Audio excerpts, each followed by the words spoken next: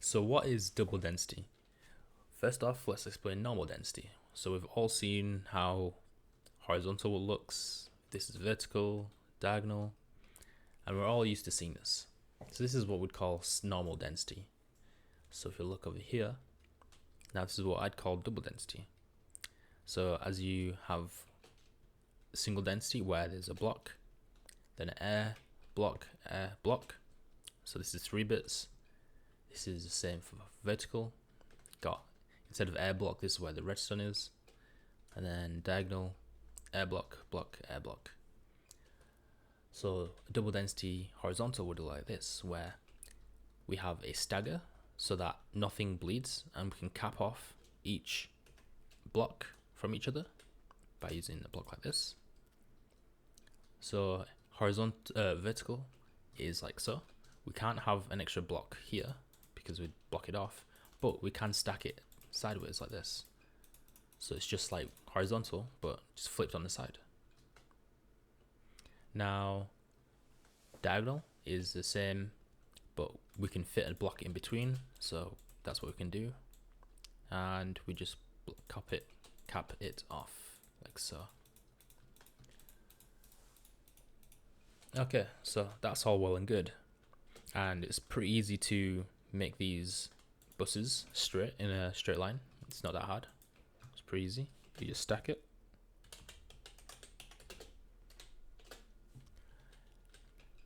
But if you want to do anything else other than use it as a very dense bus, things get quite difficult. We're going to just focus on diagonal this video, but if you really want to see vertical and horizontal, just leave a comment and I'll try to get down to it. I don't use these as much, so I need to research a couple more methods because I know there's quite a few methods of doing what I'm going to do for all orientations. But diagonal is my baby, so I know how to do that. But yeah, let's try and bust this somewhere. So we're going to bring these wires upwards. Let's try to take them down.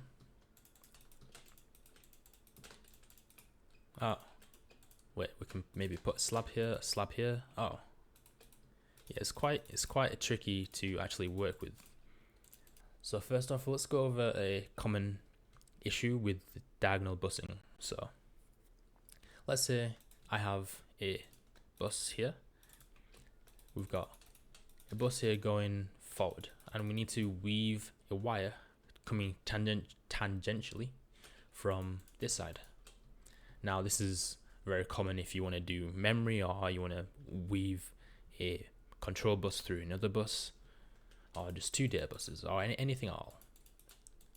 So we try to do it like this. Try weave something like this, and we have bleeds everywhere, which is very annoying. And in the past, I would just do this, just have that extra tick and just do like this, or do something like this. So for the price of 1 tick, I'd get 2 buses down and through.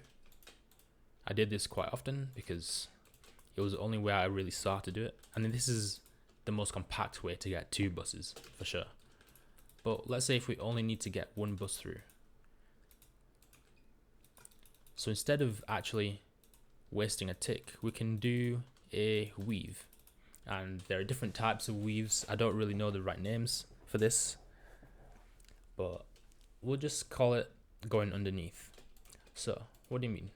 So anytime you need to have a bus, a diagonal bus that needs to go vertical, like tangentially, we can do something like this. So we can drop this block like this, so drop the bus, and this is what I'd call just a drop or a weave. So what this does is we can still get data through, but now crucially we have this block here free. So now we can do this. We can bring a block here like so, and then we can do the same thing twice. So let's do a weave like this. This weave looks kind of different. That's fine. Let's make it all the same. And like this. Now we can see the fruits of our labor. So this block has power, this block has power, and there are no bleeds. So let's prove it with the bits above. So we do the same thing. We bring this down, bring it back up. Let's do another bit. So bring this down, do a weave, and do one more.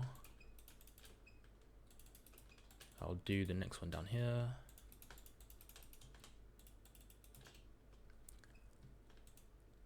And now you might be able to see where I'm going with this. So we've been able to do,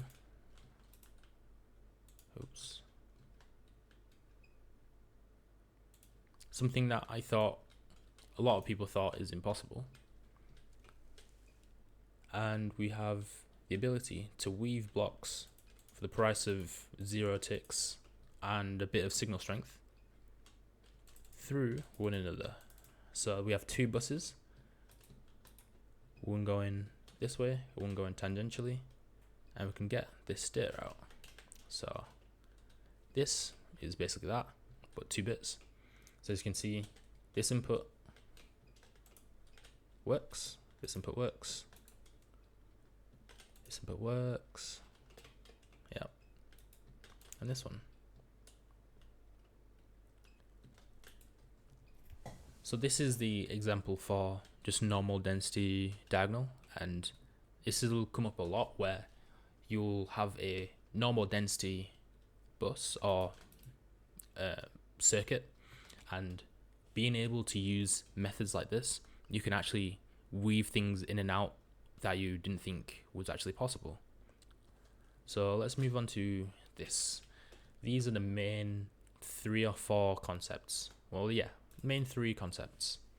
And yeah, so here you can see just a normal bus, like so. All fine and dandy. So now we want to bring data upwards. So as you can see, this works. So how does this work? So let's go back to the normal bus.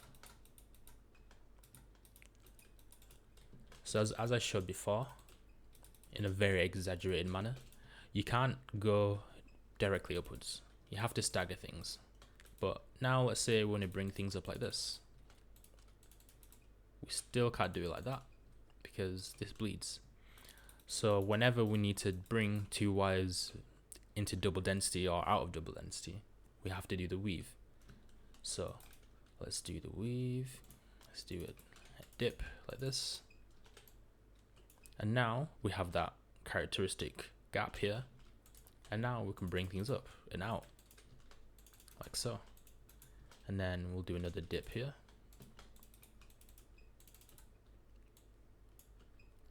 And like so, we have done what this is showing. So let's input, boom, boom, boom, boom. Okay, so now let's say we want to go downwards. So this is how we do it downwards. You'll notice it's a little bit different, but it's still the same thing as over here. So we still can use the concept in here where we have a gap where a line can go underneath the slab.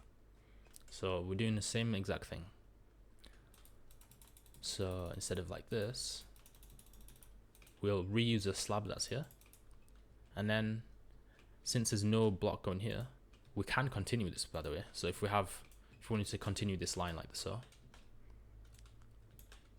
say like this, oops, we can still weave a wire downwards, which is a nice benefit of this. So we just need to put slabs here, and they're already in. And like so, we can do a bus like this. This can go downwards, down, down, down. and it can go through here pretty nicely. So this is one of the more nicer options, and this is why you'll see a lot of my stuff, I go from bottom to top, because at the top you can do a really nice or between whatever outputs you have, because it's just a line that connects with just slabs. There's no need to do them dips like this. But now let's say if you want to do both ways, let's say if you want to have a true T-junction, which isn't going like this, where it's going from bottom to top and to one of the sides. So now we have to do something else. We can't just do this and then expect to bring it up, because we have to include the dip. So now we know what the dip is, and we know how to bring data up, and we know how to use the slabs to bring data down.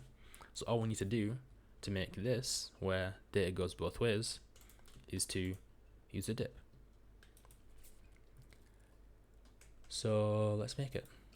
So we already got this. We already got these slabs, and like this. So why not make the dip on the end of here? So let's do that. Let's bring this over here, because this can keep extending down like so. But with this gap here, we can bring this up like so. Then use this and bring it back up. And then finally, we've got the bottom one. And now we have this bus over here, where we can bring it in both ways. Now, if you want to take things in every direction, I'll leave that up to you to kind of challenge yourself to do that. But yeah, we have some use cases now. We've got a couple of different things we can use to get data to where we want. But we're still going to have a couple of big issues. Like we're just over here, we've shown that we can weave two wires, but this isn't a wire that's next to each other. These are tangential wires. So how do you get a wire to two wires to cross? So this is a diagonal example. So we have a bus here. Then we're just flipping it using a bit of a little duck and a bit of a dive. It's like this. So we can flip these. You can weave these two different buses.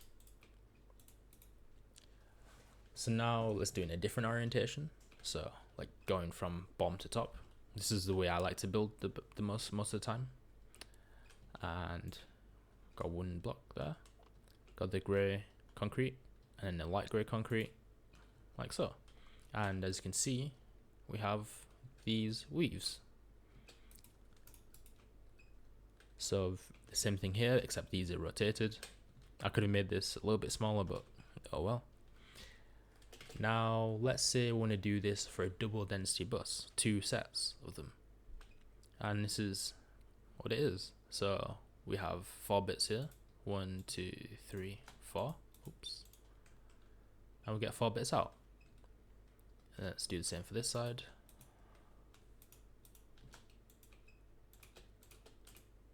And just to show that there's no bleeds or anything, I'll just do the middle 2. And yeah, that works. So the keen-eyed amongst you will have seen that this is just this duplicated a couple times. So for each input that is crossing, we have an extra little weave here. So since this is crossing 2 inputs, one here, we do 1 cross and 2 crosses. And the same for this side. So this side will have 1 cross and 2 crosses and comes up here. And as you can see, all these planes are actually not touching each other. They're all separate really. So you can see one plane here, one plane here, then another plane back here. So all of these are independent.